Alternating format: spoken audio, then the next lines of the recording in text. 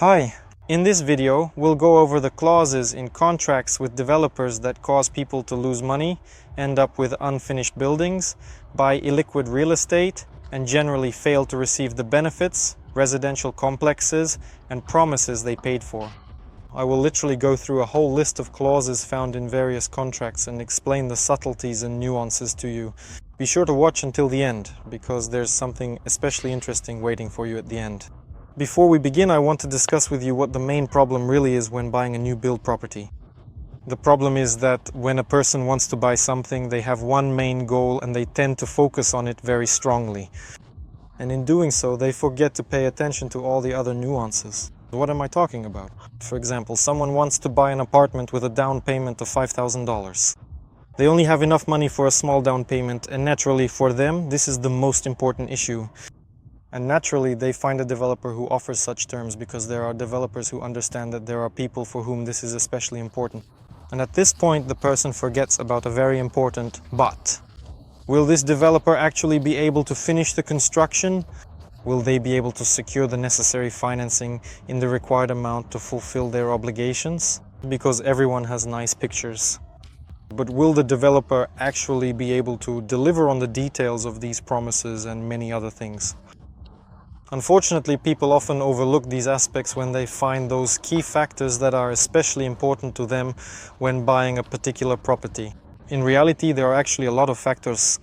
People also often fall for a low price, long-term installment plans, and other promises from developers like super high quality and an amazing project for a low price. Buyback guarantees and many other things are used to catch your attention and lull you into a false sense of security. After all, the key factor seems solved. For example, a low down payment. Why not buy? A low down payment, low price, attractive visuals, all of this of course encourages most people to buy into such projects, but there are some very big caveats.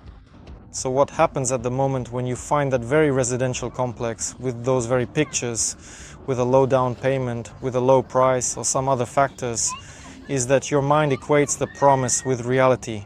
In other words, the promises the developer made to you, you equate with the reality that will come to be. And that's how people very often end up buying a lot of non-liquid assets. Why? Because at some point people think that these beautiful pictures, these promises, and the fact that everything has worked out as it should so far means it will happen in the future as well. But unfortunately, most developers are not ready to fulfill these promises. And for me, the most surprising thing was that many developers actually have the resources and could fulfill these promises, but they simply don't want to. So here I separate two very important points: the ability to fulfill a promise and the desire to fulfill a promise. I often see that the ability is there, but the desire is not. And this is actually the biggest problem, including in this market. When everything is in place, it could be done well, it could be done really well, but there is no desire to do so. That's a problem, and this video is dedicated to making sure you give your money only to those who both can and, most importantly, want to fulfill their promises. This is very important. Now we will go through the points together and analyze each one individually. Point number one, I will read it verbatim as it is.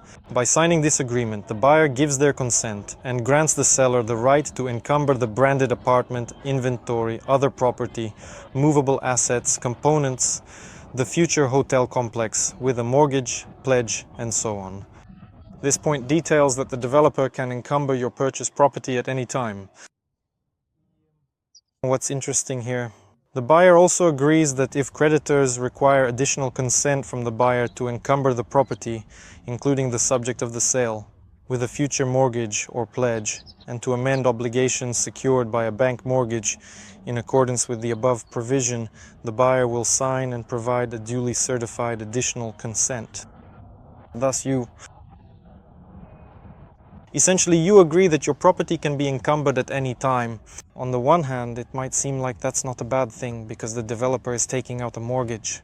It's an opportunity to finance the project, a chance for more people to get involved because, well, obviously that's a positive thing. On the other hand, you realize that at any moment you could fall victim to all these situations because if you can't resell, and reselling will be a problem for you because, well, the buyer who later wants to buy the apartment from you, which you purchased from the developer, will naturally see that it is encumbered, and then why would they want to pay their money for it? Naturally, there's simply no reason to. And you'll face the fact that when it comes time to resell, there will be a huge number of people who won't agree to buy this apartment from you. There's another important point. Essentially, you risk losing all your money if the developer goes bankrupt. If the property is encumbered and bankruptcy happens, then for the most part, you end up in line with everyone else, hoping to get their invested money back.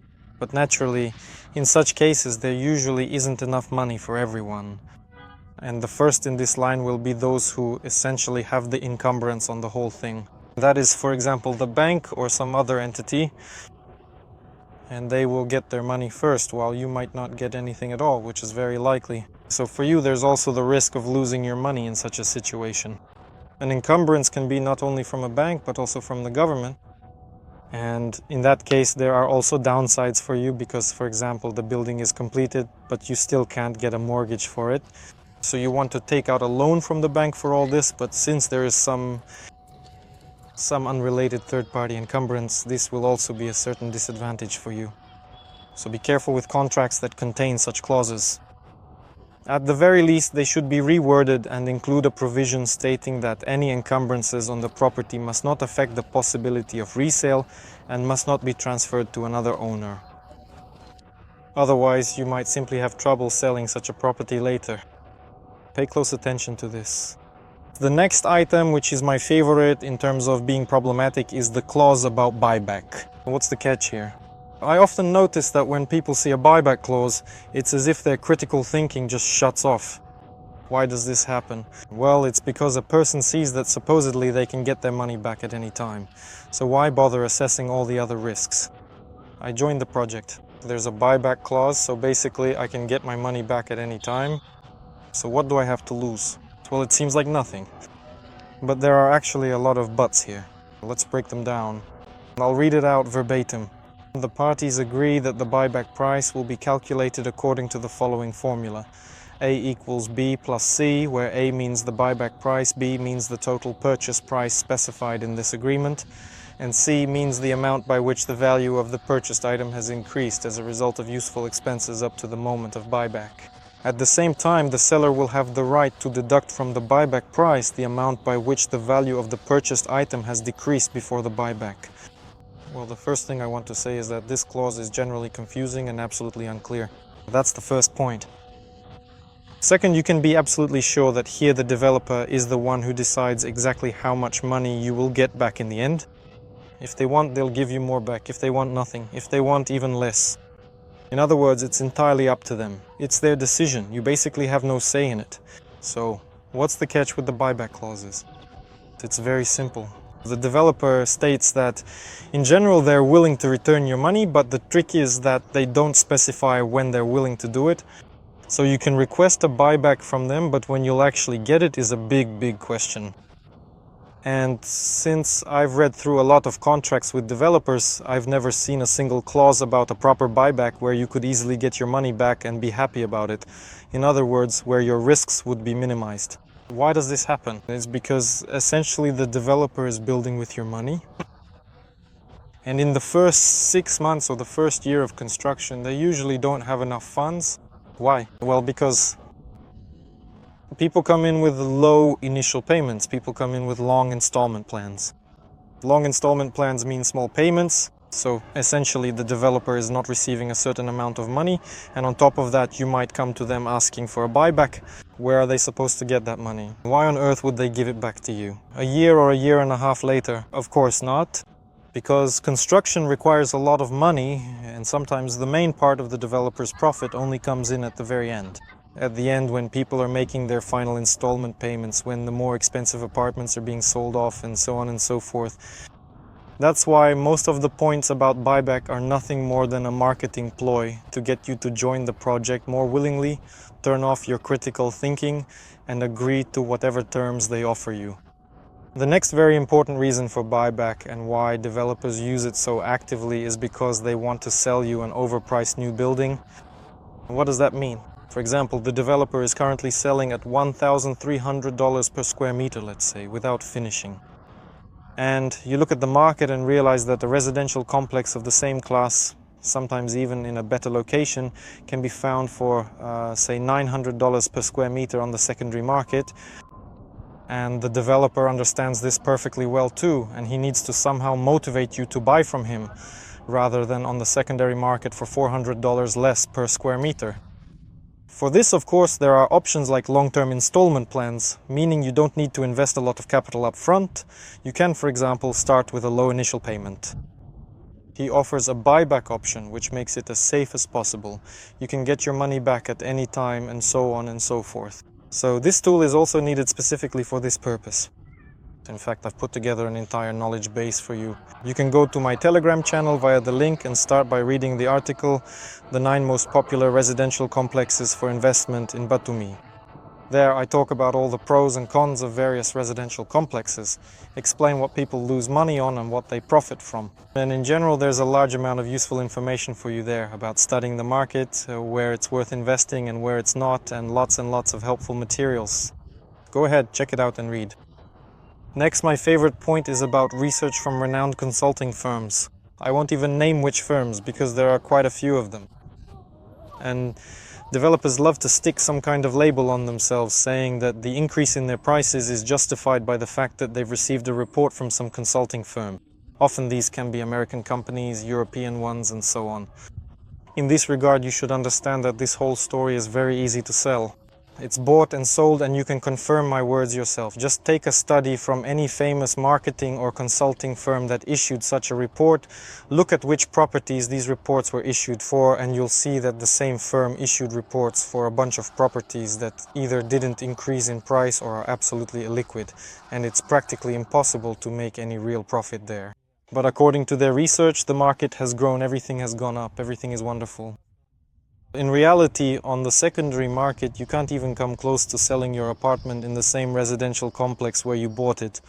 So, if you see some label from a fancy marketing or research firm regarding market analysis, prices and so on, almost always it means they're trying to seriously scam you, as a rule. Pay close attention to this. Insurance regarding the construction of illiquid properties. What is this? It's when you're promised something that they obviously can't deliver. Let me give you an example. For instance, you buy a premium class apartment at $3,000 per square meter. Of course, it's the start of construction, the location seems fine, the renderings even look nice, everything seems okay, so why not go for it? There's just one problem. The developer has never built a premium class property before. In other words, for example, they've built comfort class or they've built economy class. But now for some reason they've decided they can build premium class. And I always have this association in my mind. It's like a factory that used to make Zhiguli cars being suddenly tasked with making a Mercedes. What are the chances that the factory, the people who made Zhiguli, the engineers, the designers, the constructors and so on, what are the chances that they won't be able to make a Mercedes? In my opinion, zero. So when it comes to real estate, and a developer shows you beautiful renders and pictures, for some reason people seem to believe that someone who has never done this before will suddenly be able to create a product tomorrow that will cost $5,000 or $6,000 per square meter and so on. Well, believe me, they won't be able to. Why? Because you need experience, you need expertise, you need to understand which designs actually sell, you need to have the ability to create those designs, you need to have the capability. You need to have a strong team at the very least, right? In other words, you need a lot of different things just to make it at least somewhat possible to implement this.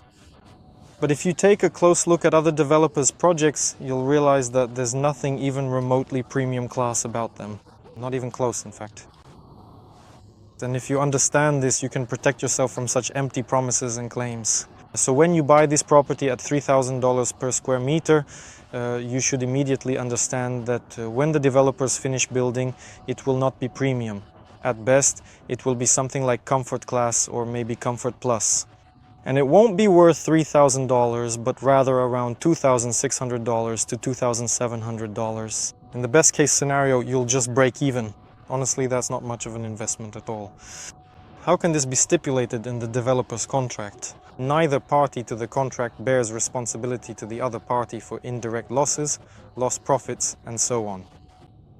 The group, its respective directors, officers, agents, employees and staff, as well as any persons included, make no representations or warranties regarding the apartments in the complex, including but not limited to the following. No statements are made regarding expected or guaranteed rental payments, returns on investment, any tax benefits, or other financial advantages resulting from the purchase of a branded apartment. The applicants bear no responsibility for the marketing practices of the companies, including advertising, sales presentations, and the complex's website, as well as for the operational results of the complex, income, or the level of profitability and returns. The guys immediately include a clause in the contract stating that they completely disclaim all responsibility, that their images are just images. Often on the renderings, you can notice a fine print at the bottom saying it was generated by artificial intelligence. Yet at the same time, they're already selling you real estate at $3,000 per square meter. Just think about that. And to my great regret, most people aren't bothered by this at all. So they confidently hand over their money for this. And it's like, well, why not? It's an apartment after all. The picture looks nice, the purchase terms match, the down payment matches. I can afford to pay, so why not buy it? They promise it's premium after all. Well, that's pretty much how it works, guys. Remember, if you want to buy an expensive product, you need to make sure that the person promising you this expensive product is actually capable of delivering it. In other words, at the very least, they should have expertise in building these kinds of expensive products. That is, they should have already built at least a few of them, so that you can come and see why these products are selling, how they are being delivered, what makes them unique, and why the person who buys after you will be paying not $3,000 but $5,000 to $6,000 per square meter. There are such products and you really can make great money on them. The main issue is that developers often use this story as, once again, a marketing ploy in order to collect money from you and naturally make a profit off you. In other words, they will make money by selling to you at $3,000 per square meter, but you won't. You'll end up losing later. So you need to look at which companies have experience. There are companies with 10, 20, even 50 years of experience building such premium products. And you can treat their projects with a certain level of trust, because after all, a person has already built something, and what he has built has been on the market for some time, selling at quite a high price. And there's a high probability that if he builds something again now, it will also be valuable and expensive because he knows how to do it, he knows how to appeal to the desires of the target audience, but not otherwise. And another very important point is insurance against such purchases. Always please pay attention to the developer's other projects. If the developer's previous projects barely sold for $2,000 per square meter, and now you're being promised that you can buy for $3,000 and resell for $5,000, but up until now everything he sold was only at $2,000 per square meter. Guys, you really need to make a proper assessment. You shouldn't buy such products because they won't be built, they won't be delivered, and it won't be what you're being told. There needs to be an expert assessment. The next point is the management company. And what's the main issue here? First of all, there are several aspects to this subpoint about management companies. The first is that developers often obtain tourist status.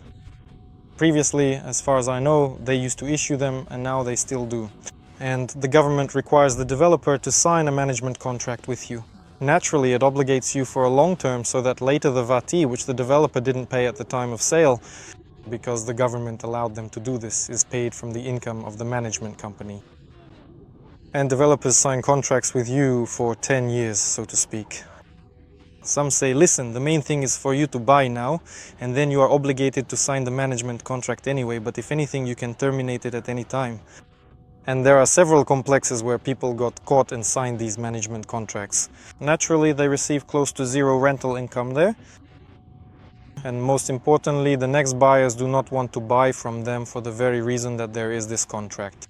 Management, which firstly, A, does not bring in any normal money, and B, it cannot be terminated in any way. Therefore, if you have such a story, be sure to sign the addendum agreement. Add an agreement that regardless of what you buy with a lease or whether you need to sign one later, you will be able to use your apartment as you wish.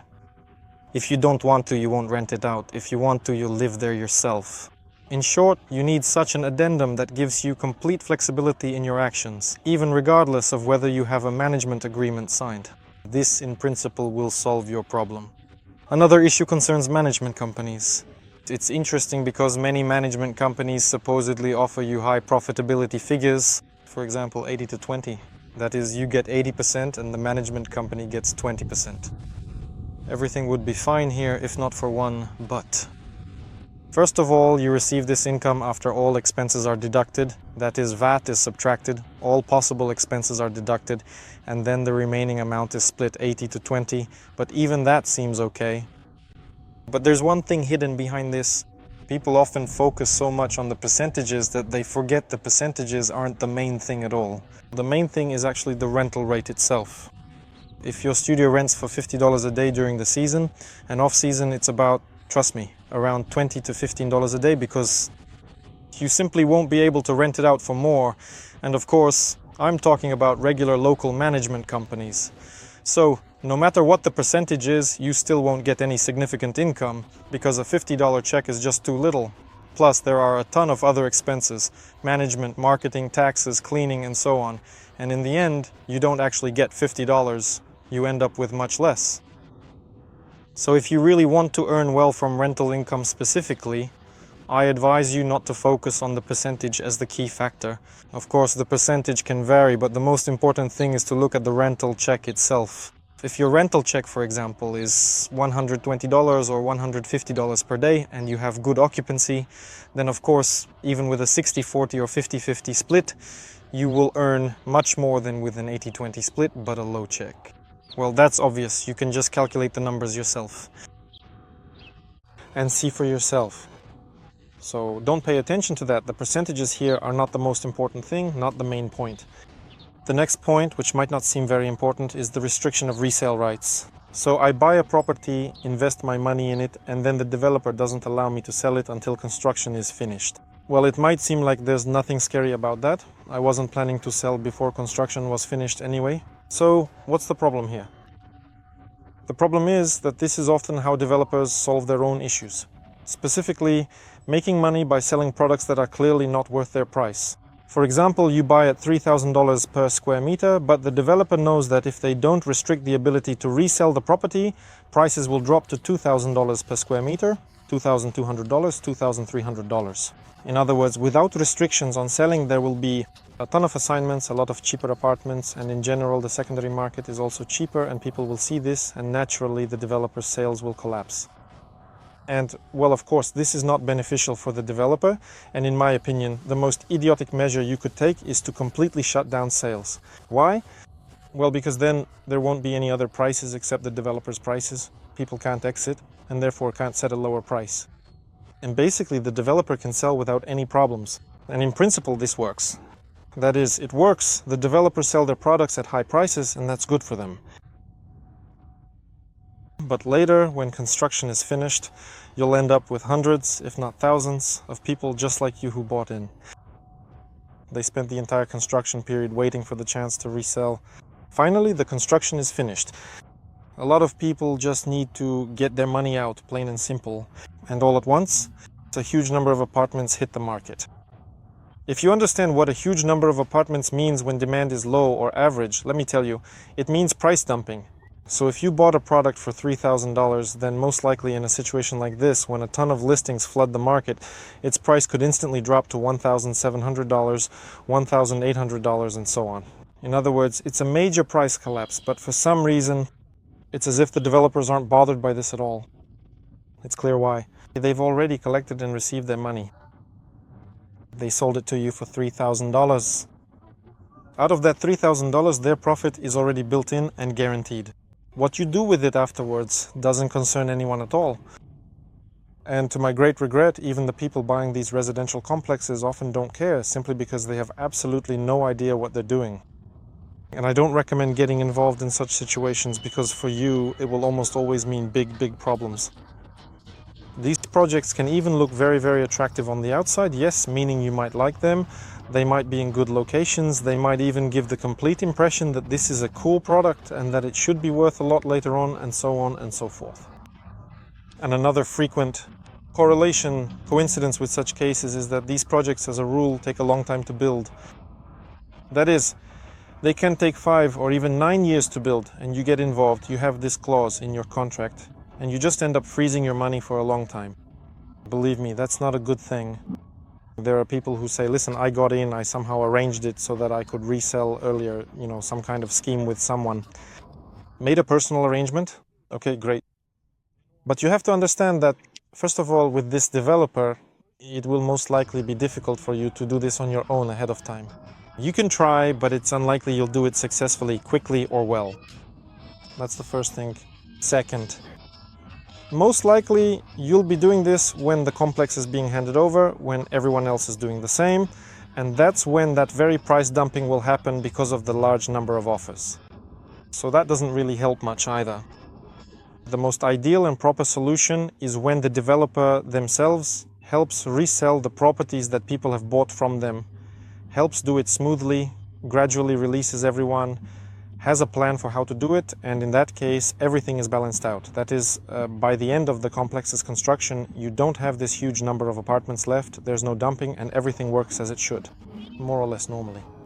But believe me, there are very few such developers here, so keep that in mind as well.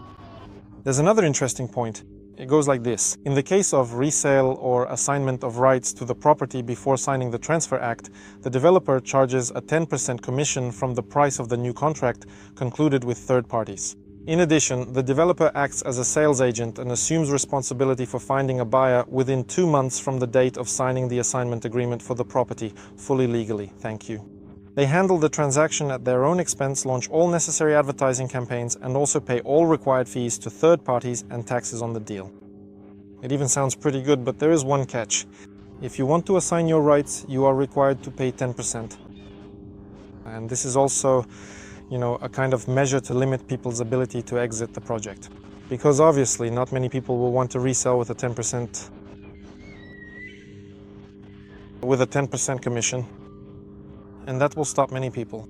They will wait, they will postpone, and so on.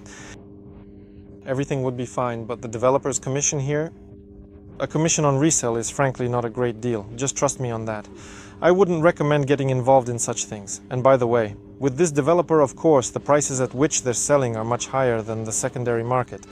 That is, you'll be waiting 2, 3, or even 4 years for the new building you buy from them. While right now you can already buy a similar comfort class property for about $400 per square meter. In a better location, because there it's the 4th or 5th row, but you can buy on the first line by the sea and at a price, for example, $400 per square meter cheaper. I don't know why this point was made, but that's just how it works. This works on those people who don't know, don't understand, absolutely have no idea how the market works here, what the prices are on the secondary market, most importantly, and unfortunately, they get involved in these kinds of situations. The next point is the contract deadlines, the completion dates for the complex, which do not correspond to reality. Please pay close attention to this, because there are some developers who try to make the completion date for the complex as vague as possible. And by the way, with these developers, the buildings really do get built over 8 to 9 years, and you might think these are some insignificant unknown ones somewhere on the 10th line. Absolutely not. These are in the most prime locations, the largest developers who are building massive projects. Everyone knows them, and their projects take 8 years to build. And believe me, their contracts are structured very well when it comes to deadlines, so that you can't find any fault or later claim compensation. Because if you're building a project for 8 years, it's obvious that most people have already been waiting for construction to finish for 3 or 4 years. And of course, they will want to make claims afterwards. But the contract is structured in such a way that you can't make any claims. And these are not small developers, let me repeat that again. These are large companies, the kind you would never expect to behave this way or that such things could happen with them. But this is exactly how they act. They do it and continue to do it without any issues. The next point that might also interest you is the cost of maintaining the building. What's the story here? Different developers charge for building maintenance, from $1 to $2 per square meter. And here, many might think, why do I need this? I'll just find a house without maintenance fees and everything will be fine. I won't have to pay extra money. Well, it won't be fine. Houses without maintenance here are economy class, and even if they're new and look nice in the pictures, after 2 or 3 years they get covered in mold and fall into disrepair. And usually they also have very poor windows, no heat insulation, no soundproofing, no waterproofing, and so on. So a house without maintenance here is almost always economy class with no exceptions. If you see a very low maintenance fee, just some tiny amount, keep in mind that even that beautiful house you have built will quickly fall into disrepair, lose its liquidity, and you'll lose even more money on resale value than you would have paid for proper maintenance. So I do not recommend buying residential complexes here without maintenance. So what's the catch with maintenance specifically? If you choose a complex and its maintenance fee is between $1 and $2 per square meter, that's absolutely normal. Go ahead, pay it, and everything will be fine.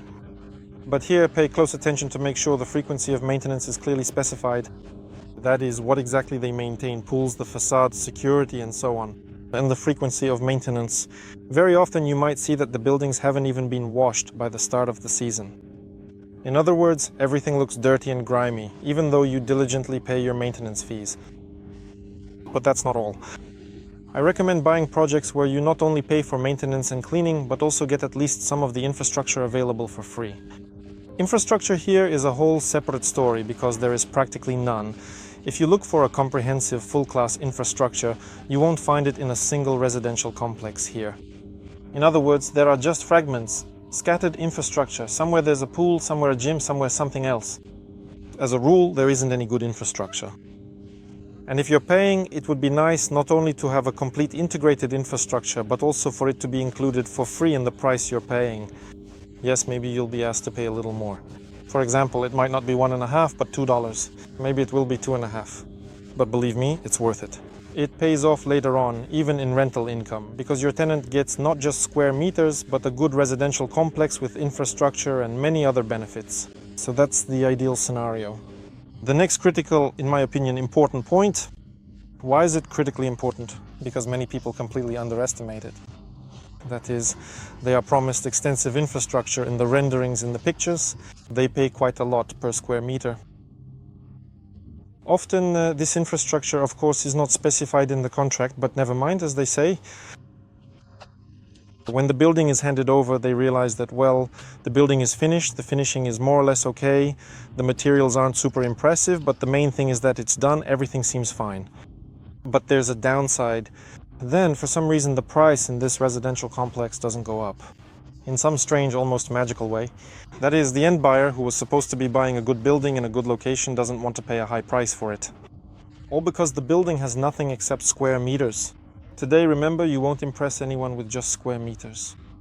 You won't impress anyone with ordinary, more or less standard finishing either. And all such residential complexes, they're called comfort class complexes, and right now they cost anywhere from about $1,300 to $2,000 per square meter, depending on the location and so on. More often, it's even $1,500 to $1,600. Of course, in such projects, the developer shows you the infrastructure in the renderings and tells you that everything will be perfect, but when the project is delivered, either that infrastructure doesn't exist at all, or it's very, very, very compromised. And I advise you to specify the infrastructure in detail, to outline the obligations to ensure that it is completed and actually appears there in the form and volume promised, because this has a significant impact on the final product's price. The next point, which can also solve many problems for you, is to avoid buying into projects where the commercial infrastructure is being sold off. If you see a residential complex where the developer is selling their commercial infrastructure, you can almost always be sure that there won't be any strong concept there. No unified infrastructure concept that will be pleasing. Why? Because the commercial spaces are sold and they're bought by entrepreneurs. For entrepreneurs, what's important is to get a return on their investment. And naturally, when an entrepreneur buys this commercial space, they will set up whatever they think is most profitable. So for example, instead of a children's play area or a kindergarten, you might end up with a bar or really anything at all, to put it simply. If you look at almost all residential complexes where the commercial infrastructure was sold off, there is no unified concept and nothing good has come out of it. There are some individual spots with good infrastructure. Maybe a nice little restaurant here, something else there, maybe a hair salon open somewhere. But unfortunately, there just isn't a cohesive, high-quality infrastructure as a whole. And that's also a big problem. You might ask, why am I putting so much emphasis on infrastructure? Because if you have a truly comprehensive, top-notch infrastructure, the kind that attracts people, not just, let's say, not only those living in the complex, but also people who just want to come and experience that infrastructure, it really, really increases your rental rate. Well, that is, of course, if it's free for your tenant. and this gives you the opportunity to earn at least twice as much as standard market rates.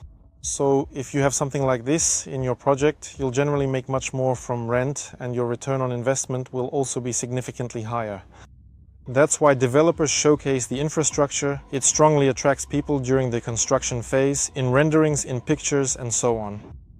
But when these promises don't materialize, of course, it has a very strong impact on the price. So keep this in mind and pay close attention to it. Make it a major focus, because it's not just for show.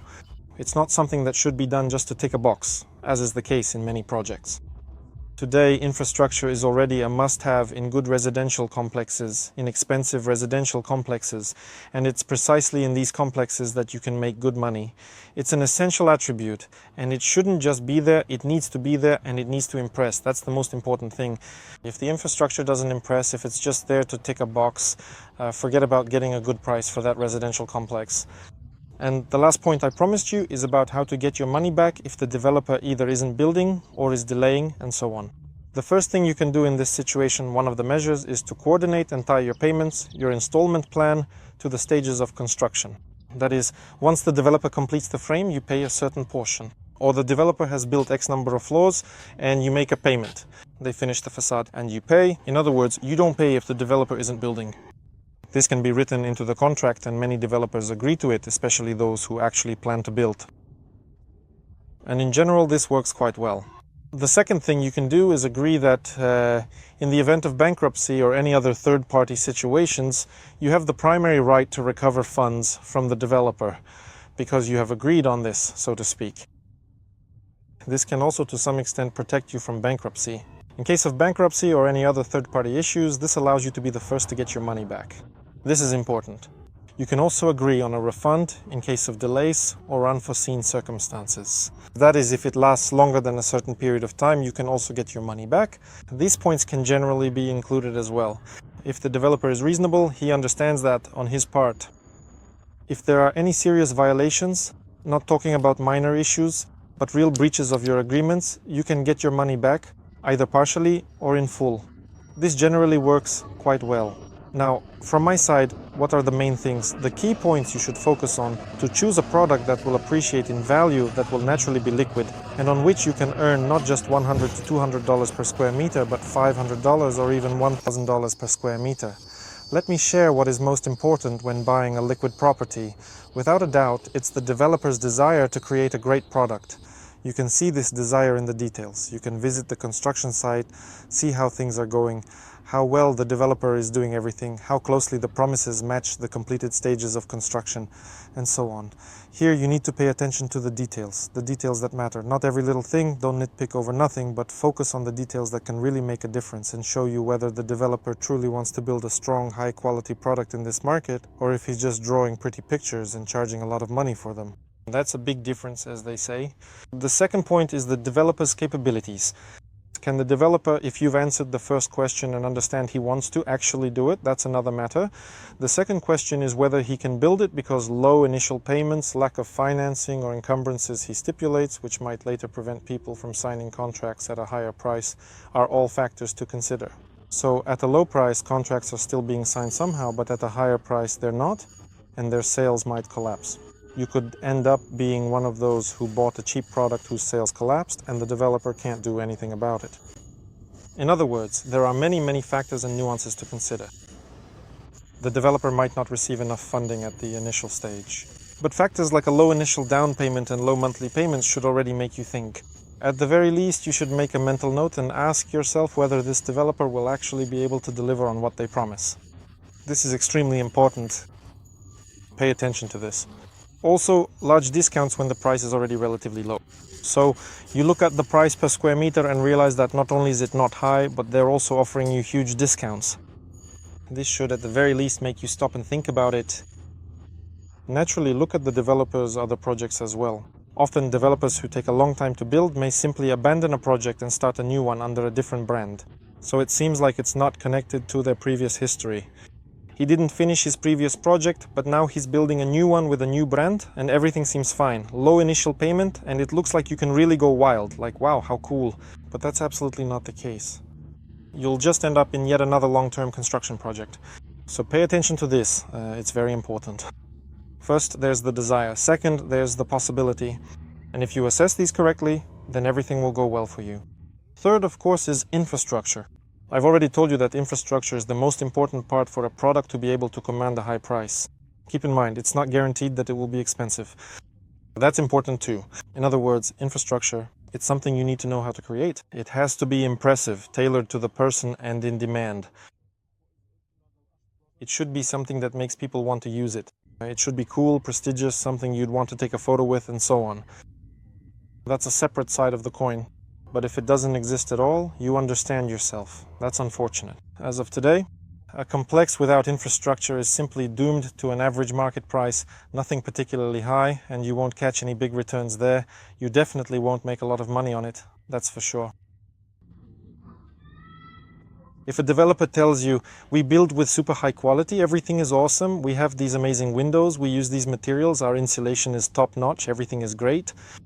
Guys, a good product, good sound, heat and waterproofing, this is just the standard. This isn't something people are going to pay extra for, it's just the norm. In other words, any residential complex should be of good quality, that's a given.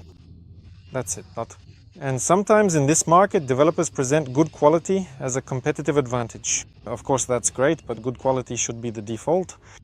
This isn't something people will really want to pay a lot extra for. But infrastructure, positioning, and the product concept, now that's different. That's what people are definitely willing to pay extra for. So be sure to pay attention to that. Infrastructure can even be unique. For example, part of the infrastructure might include its own health resort, or it might include a park.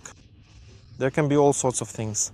You can come up with a lot of ideas to make the infrastructure not just ordinary, but truly unique. This will also greatly increase your chances of making good money from this product. This is very important.